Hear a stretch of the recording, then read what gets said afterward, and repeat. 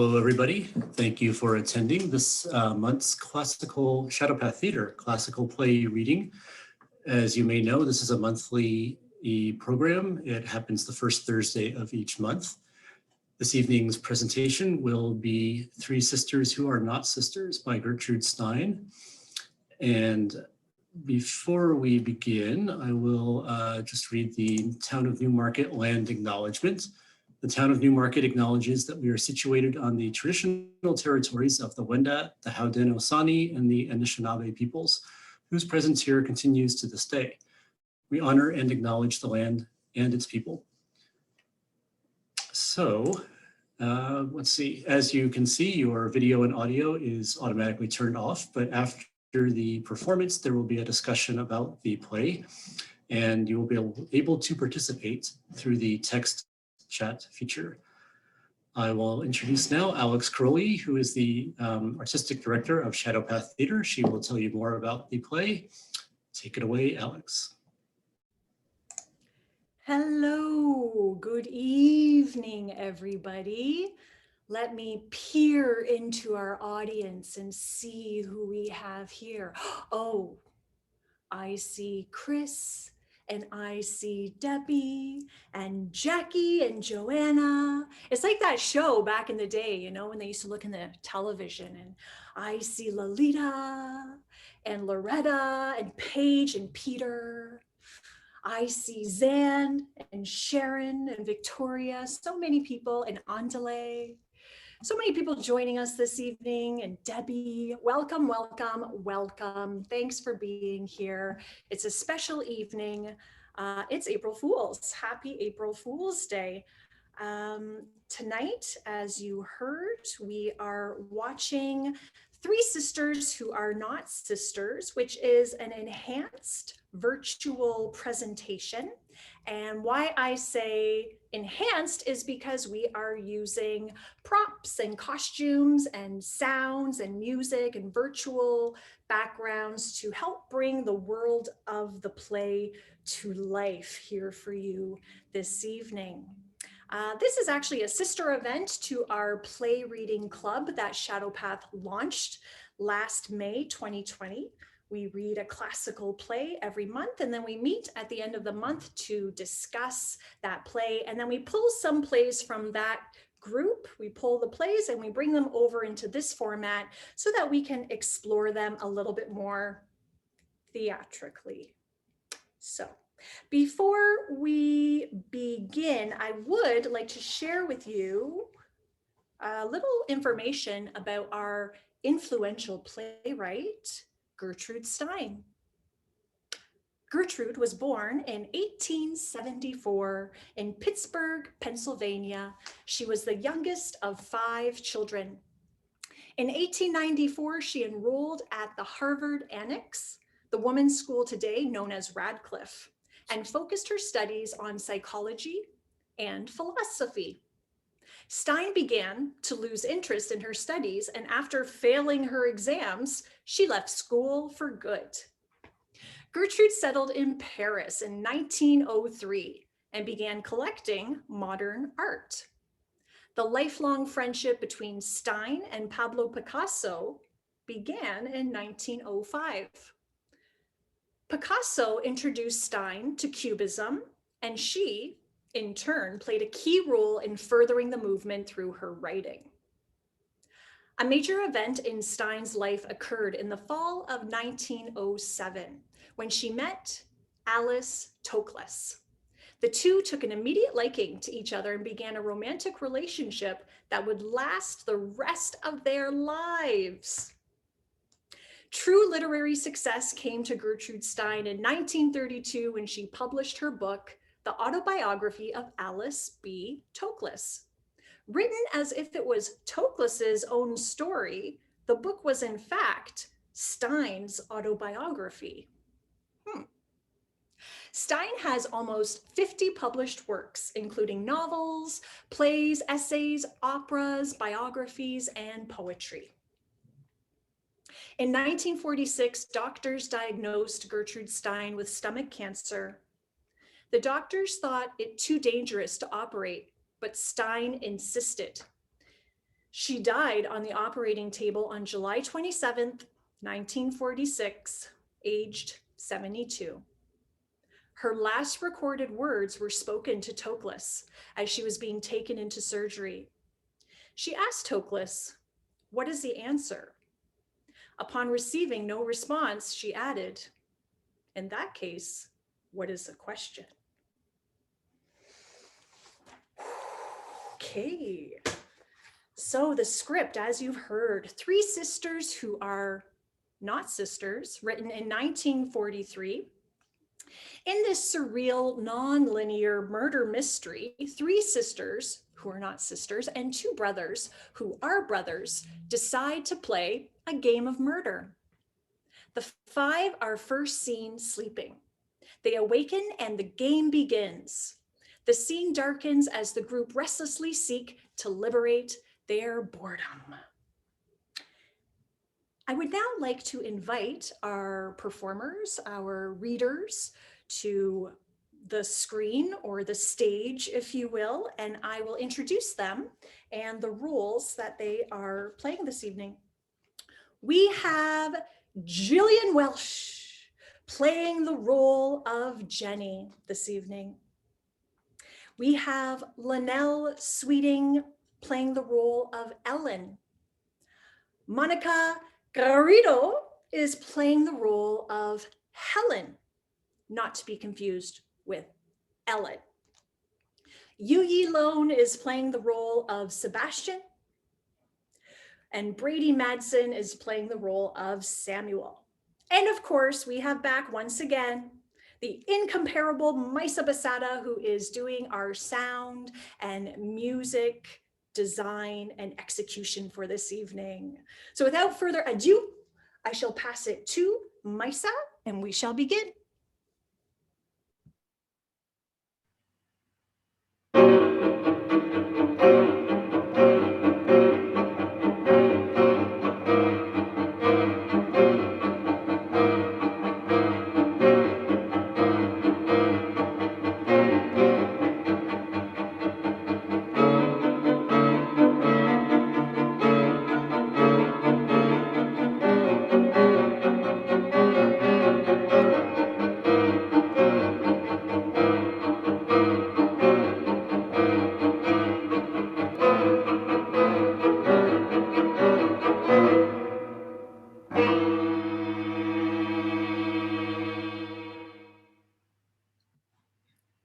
We are three sisters who are not sisters. We are three sisters who are orphans.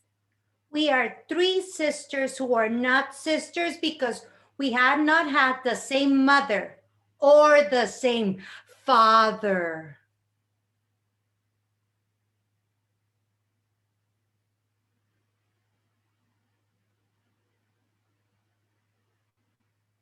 Ellen? But because we are all three sisters, we are all orphans who are not sisters. We are two brothers who are brothers. We have the same father and the same mother, and they are alive and kicking, and we are not orphans at all. We are not even tall. We're not brave, and we're not strong. But we never do wrong. That is the kind of brothers we are. And now that everybody knows just what we are, each one of us, what are we gonna do? What are we going to do about it?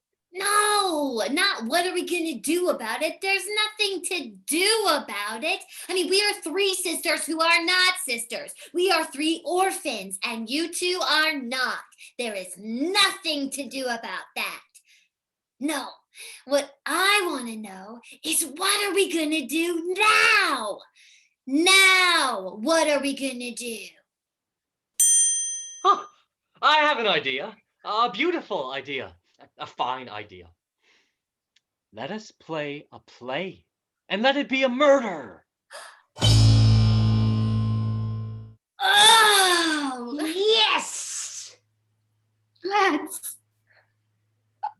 I won't be murdered. or be a murderer. I am not that kind of brother. Well, nobody says you are. All you have to do is be a witness to my murdering somebody. And who are you going to murder?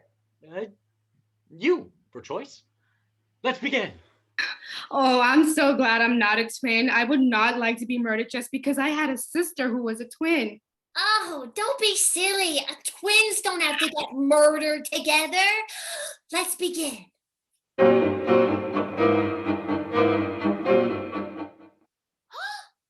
Look at that chair. Which chair? The only chair. I can't see the only chair. Look at the only chair. There is no chair there. No, there is no chair there because I'm sitting on it. And there is no him there because I am sitting on him. Which one is gonna murder which one? Wait and see.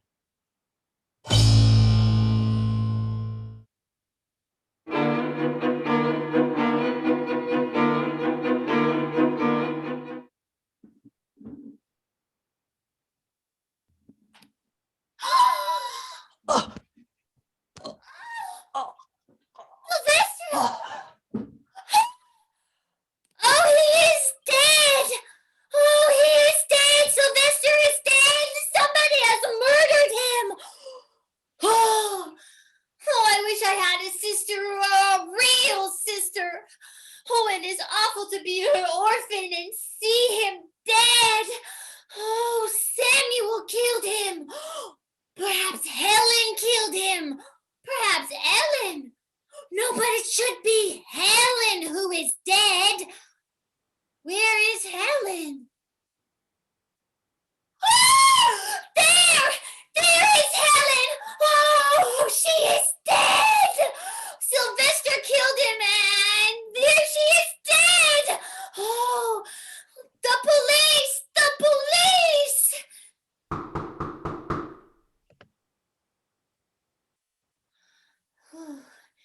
Yes, Mr. Policeman. I did not kill them. I did not kill the both of them. Aha! I am a policeman, but I killed both of them, and now I'm going to do some more killing. Ah! Ah!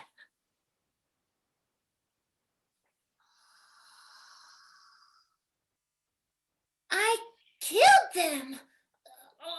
But where are they? No, he killed them, but where is he? There's a knock at the door. I better hide.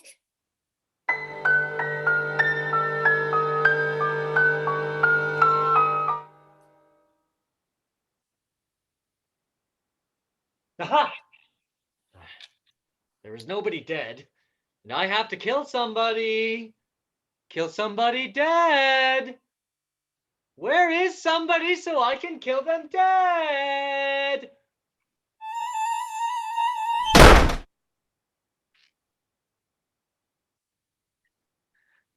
I'm looking for Helen, who is not my twin, so I don't have to be murdered to please her, but I'm looking for her. Aha! You killed her. Or, aha! You killed him. It does not make any difference because now I'm going to do some killing. Not me, dear kind policeman,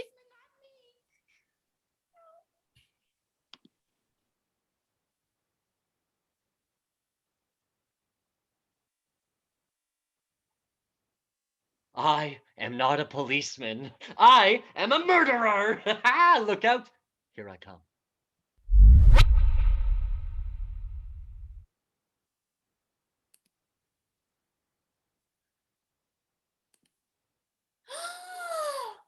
Oh, another one! And now I am the only one. And now I will be the murdered one.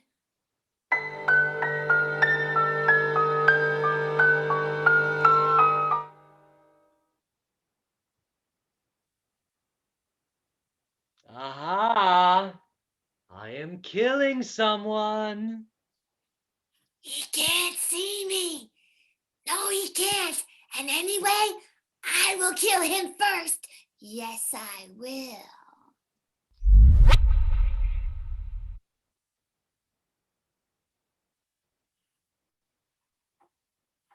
I am Sylvester and I am dead. She killed me. Everyone thinks it was Samuel who killed me, but it was not. It was she. I am Helen, and I am dead. And everybody think it was Samuel who killed me, but not at all. Not at all. It was she. I am Ellen, and I am dead. Also dead. So very, very dead. And everybody think it was Samuel, but it was not Samuel. It was she. It was she.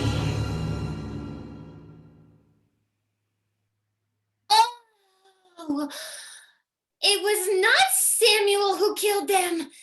It was not. And it was she. But who can she be? Can she be me? Oh, horrible, horrible me if I killed all three. Oh, it cannot be. Huh. But perhaps it is. Well, if it is, then I will finish up with him. I will kill him, Samuel, and then they will all be dead. Yes, all dead. But I will not be dead yet.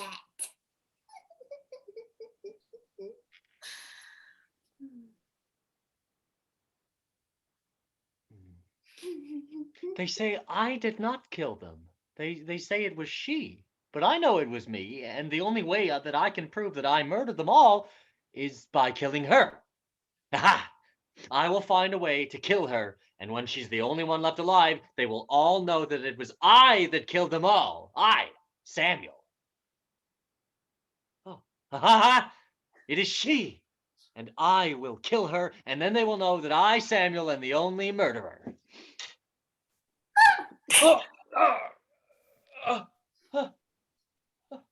oh, it is so. She is the one that kills everyone. And that must be so, because she has killed me, and that is what they meant. I killed them, each one, but she was the one to kill me. She has killed all of them, and now she gets all the glory. I killed him. Yes, I did. I killed them. Yes, he did. And now they're all dead. No brothers, no sisters, no orphans, no nothing. Nothing but me. Well, there's no use living alone with nobody to kill, so I will kill myself. Aha! The poison.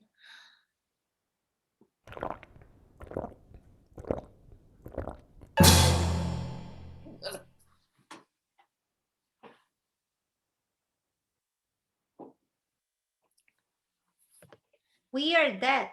She killed us. He killed us sisters and brothers, orphans and all. He killed us. She killed us. She killed us. He killed us? And we are dead, dead, dead.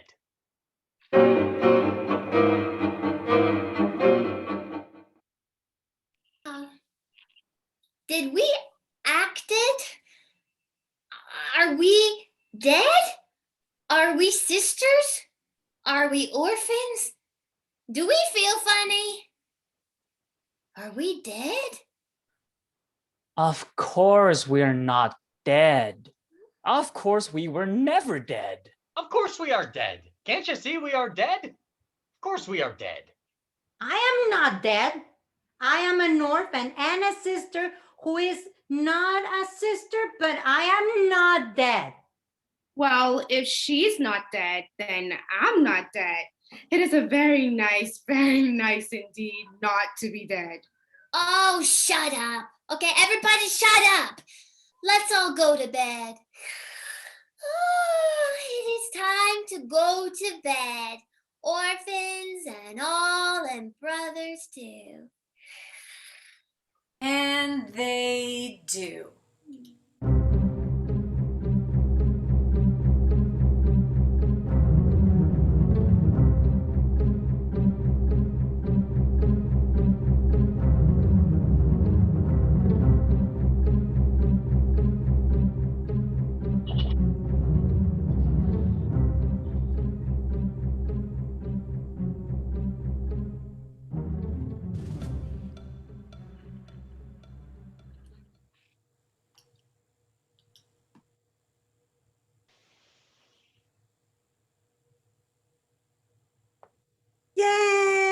Yay!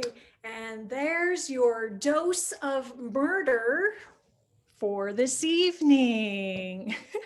I did see that for whatever reason, the chat is disabled. You know, it's just one of those eerie kind of spooky evenings. So if you do have comments or questions, you can use the Q&A box at the bottom of your bar on your screen.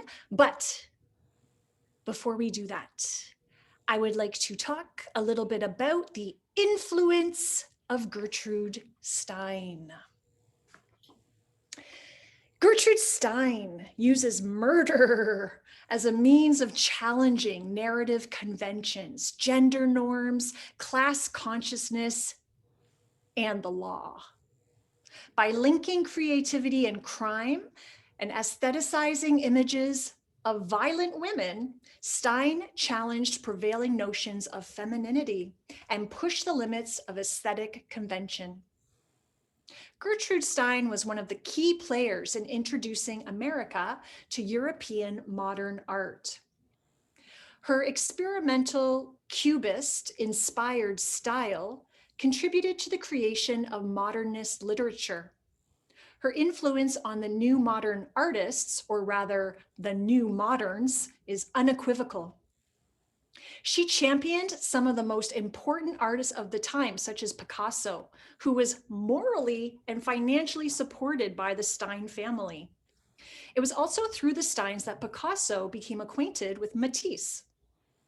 According to author and critic James R. Mello, quote, "For their services in exposing modern art to a continuous stream of international visitors, the Steins could easily have claimed the distinction of having instituted the first museum of modern art," end quote.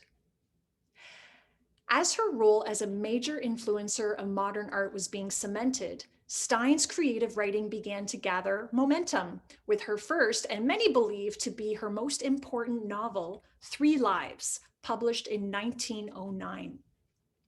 3 Lives comprise of 3 short stories exploring the essence of human relationships, of which the story of a young multiracial girl who engages in a doomed affair with a Black doctor was singled out for special recommendation by major players of the Harlem Renaissance. Gertrude Stein was at the very center of the rise of modernity in both art and literature.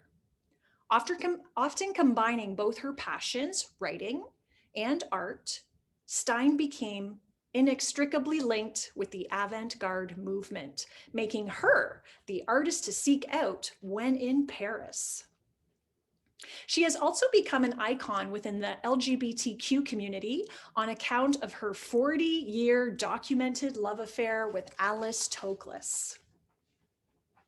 In the 1980s, Yale University made public 300 love letters between the 2 women, which have become a testament that notes are a very beautiful form of literature, personal, provocative, and tender. I shall now re-invite our murderous performers back to the stage, please. If you could appear magically. There they are. It is at this point that I like to pose a few queries and questions to our attendees and to our performers. First, I would like to ask, and you can use the Q&A box for your response. Attendees and actors, you could raise your hand. Question number 1. Have you heard of Gertrude Stein before?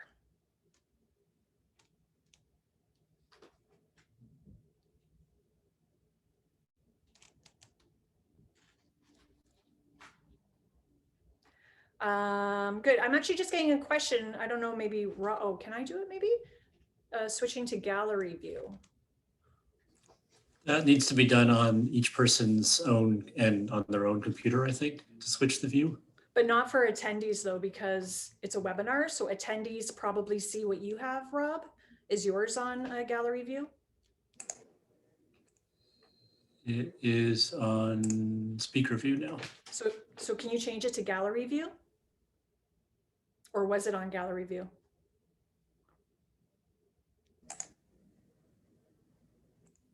It's now on gallery view. Okay, I don't know if that solved the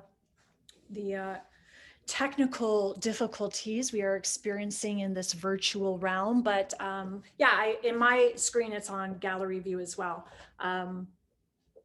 So I'll just ask one more time, has anybody here heard of Gertrude Stein before? I have. So some people have. Actually, this is our first playwright since we started in October, where people have actually heard of this playwright, this artist before. So it's a little bit encouraging. That's good to know. My next question is, what is going on? What is happening in this play? Is this just an innocent bedtime story? Now, think about that, because we did hear at the beginning that Gertrude studied psychology and philosophy. And I have a hard time believing that such a supporter of the avant-garde movement would just make a very literal play about a bedtime story. So for me, I feel like this is very symbolic and that she is possibly talking about something other than children having a murderous bedtime story. What do my readers think? Anyone want to chime in on that?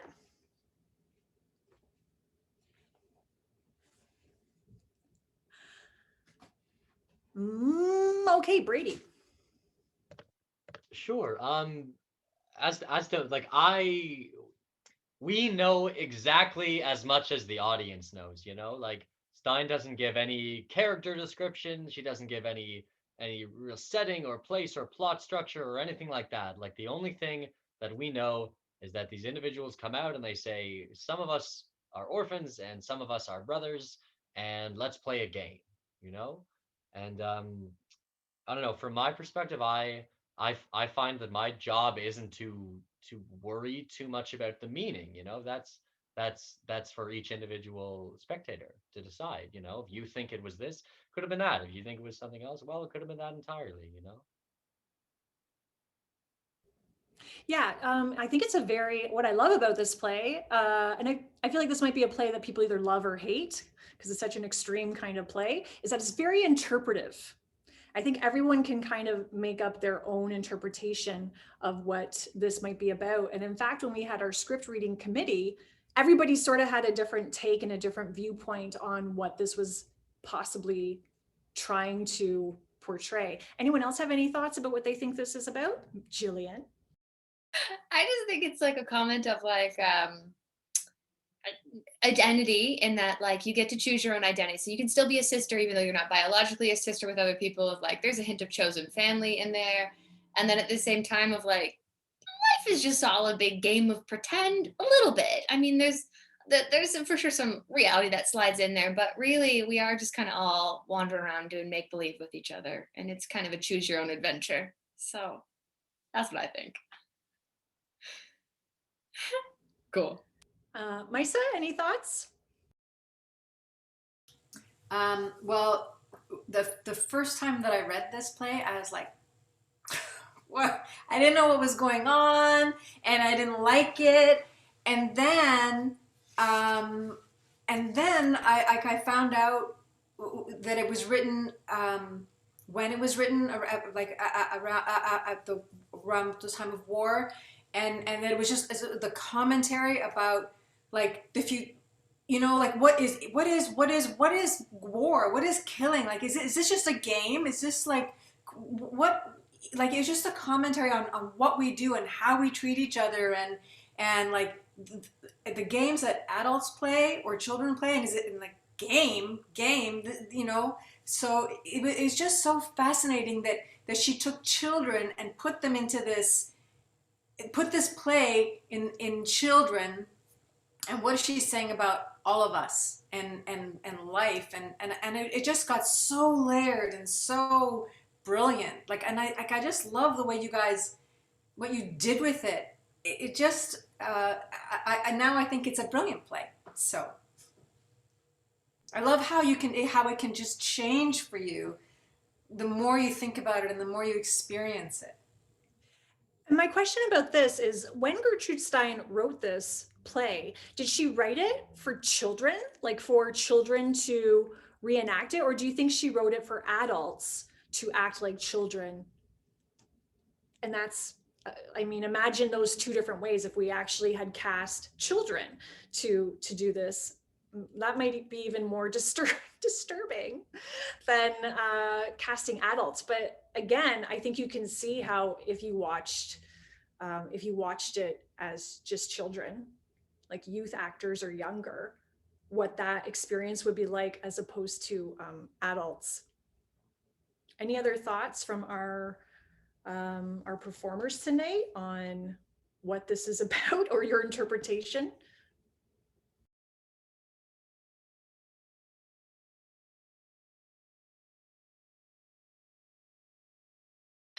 Okay. For me, my interpretation was that it was a commentary on humanity and the multi-dimensional layers of our personalities. So sometimes we move through life with people thinking that we're nice and kind and sweet, but deep down we all have that side of us that can like go to our dark.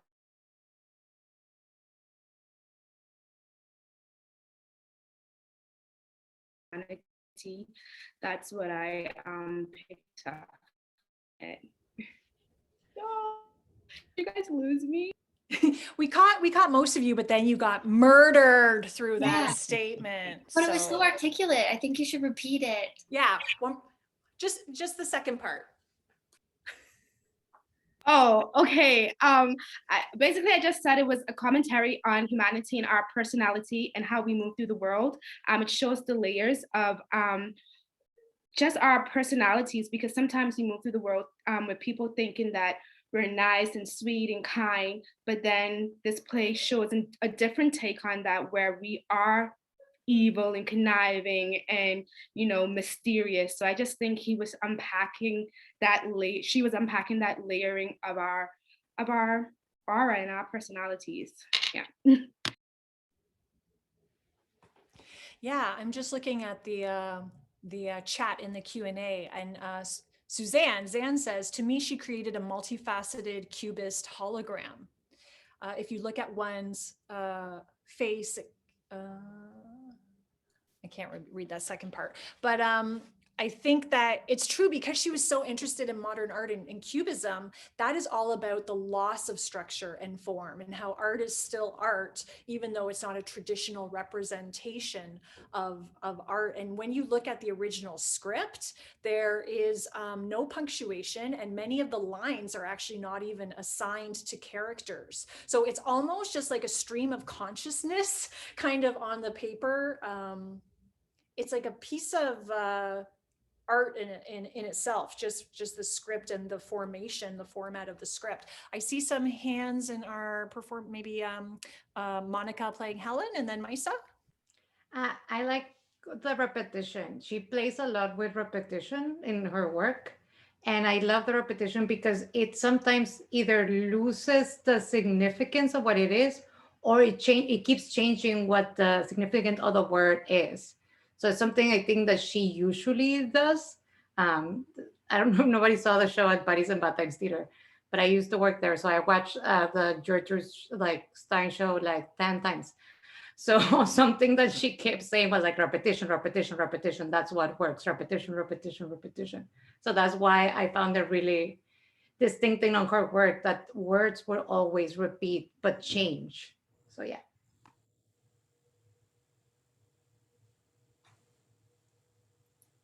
I just wanted to finish reading the comment that you started reading from Suzanne Zan.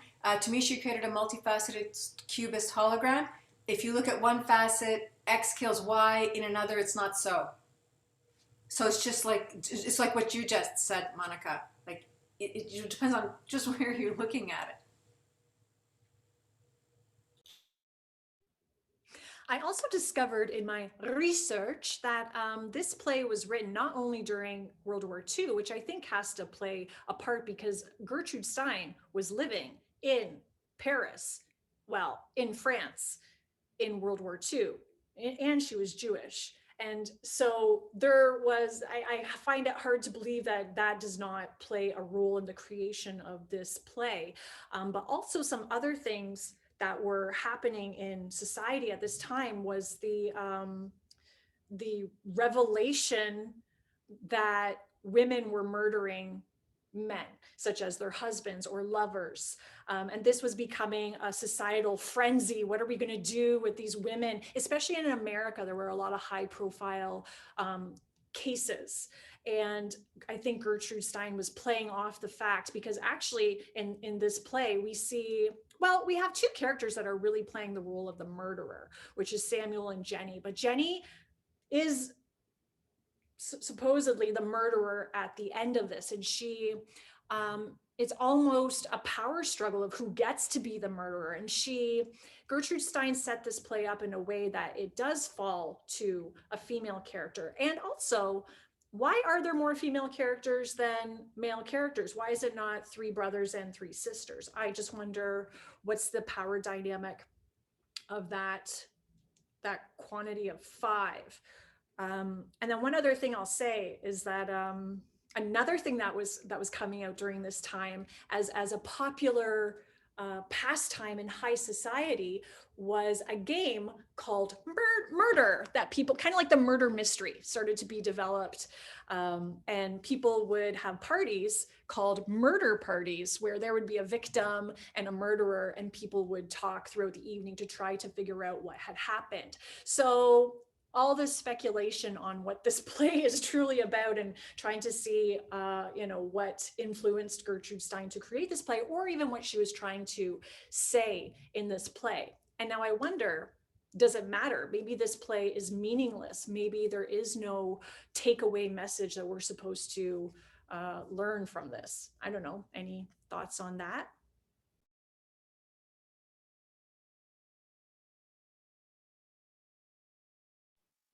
I didn't know that about the murder mystery parties. That's excellent. I love the idea that she just went to one of these parties one day and came home and typed out this little play and was like, there it is. How weird is it that we play these games? It's fabulous.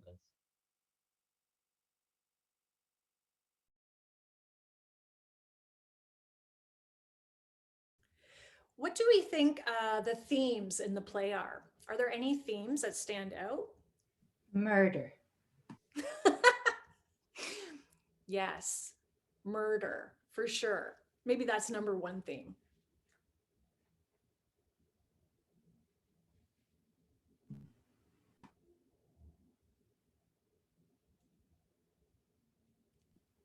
I always got this wrong in English class, but I'm just going to take a stab at it. I think it's like a quest for power, but then at the same time, a desire to never be alone. And the tension between that of like, yeah, you want to be on top, but it's lonely on top. Also, I think a theme in this play is family, because although they're orphans, they always try to make it clear that we're not sisters, but deep down, I think that that's what they want. They want a family. So I think that's a theme too.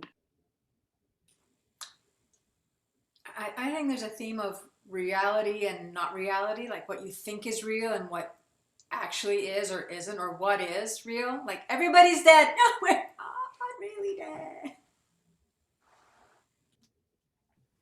There's also a line that I thought it was like, oh, when Samuel's character says like, I didn't murder them. Well, I'm paraphrasing, right? But it's like, I didn't murder them, but if I murder you who murdered them, then I murdered everyone. So it's a lot of like, okay, power struggle. Like you already have the parents and now you also want the murders. So yeah.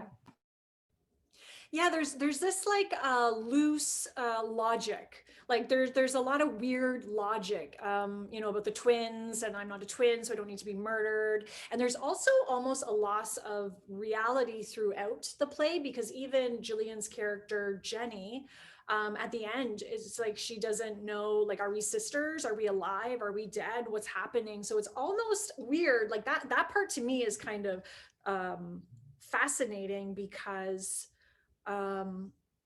it's kind of playing on the realms of a couple different like realities of where are they in reality? Are they all dead? But Jenny's character, who is actually I think the protagonist in this play, and because she's the prime murderer, she like loses her sense of reality at the end.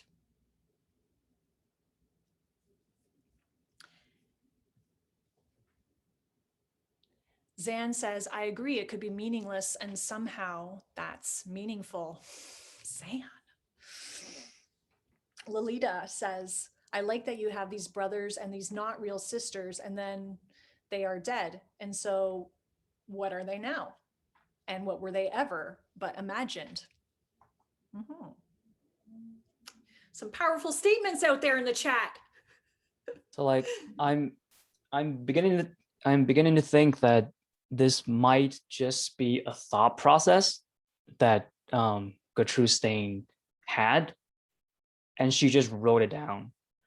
And you know, when you're thinking about something, different thoughts competing in your mind, it could be meaningless, and you know, the words that are in your thoughts, they could be, you know, not logical, they're repeating themselves, and yeah, they can be meaningless, or you know, one thought kills all other thoughts and stands out, and moves on to, you know, what the person's actually thinking. Yeah, definitely. I think you know, the play, the Cubist movement, the avant-garde movement ridiculed meaning anyway. Look at the world we live in. You know, look at our dreams are so equally as crazy and weird as this play, and even reality is pretty bizarre at times. Where how many times do I say, is this real? This can't be really happening, like in the world that I live in, right? No. So it's a commentary on, you think that you live in such a sane world, but it's pretty messed up. My last question was, how, if at all, did this play impact you? And I guess I can ask that to our attendees and to our performers tonight. Jillian?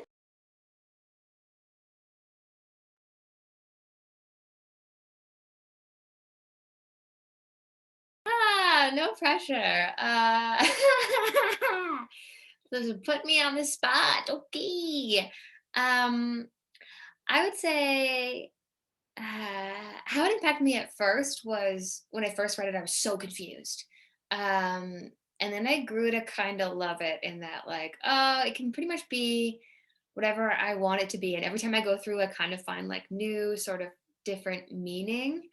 And I think that that is the point. So I think that that's how it impacted me of like, wow, your perception accounts for a lot of your existence. Question, Jillian, do you feel like your character is the winner in this play? Like, are you the one that wins? Are you the hero or heroine of the play? Well, I don't know if there's a winner at the end, because it's like you play this game and then it's like, okay, maybe there is like a technical winner because I won the murdering thing. But then at the same time, did it even happen? Did it even really exist? Is anything different? Are we exactly the same? Let's just all go back to sleep. So it's like, and then also, yeah, also you murder yourself, right? So, I mean, it's one thing to stay alive and be like, I win, I'm the queen of the castle. But at the end, you don't even want that. You want to be with your kind of brothers and sisters. Like, right? I don't want to be killed, but I don't want to be killed, so I kill everybody else, but I don't want to be alone, so I'd rather be dead. Which, well, that's dark. Yeah.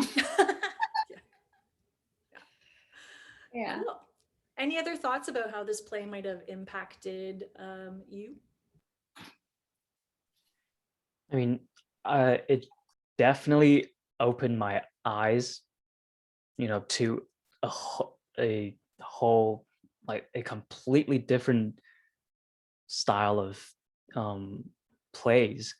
And you just have, just at first it's really confusing, but then it gives you like a lot of freedom, unlimited freedom to go whichever way you want to go with the play. And yeah, it's really helpful to